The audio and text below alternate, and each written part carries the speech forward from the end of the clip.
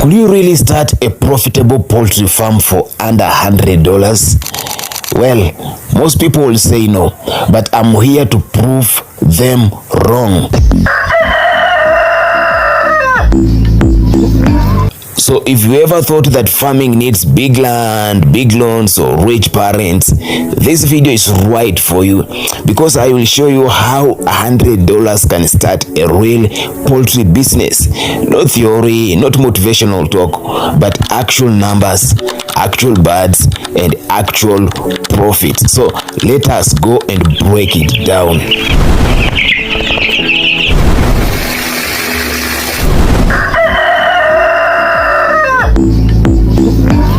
We are starting small and smart. For $100, forget large commercial setups. We are focusing on improved indigenous chickens or just broilers for quick turnover. Maybe you are asking, why improved indigenous chickens or broilers? Well, this is the answer.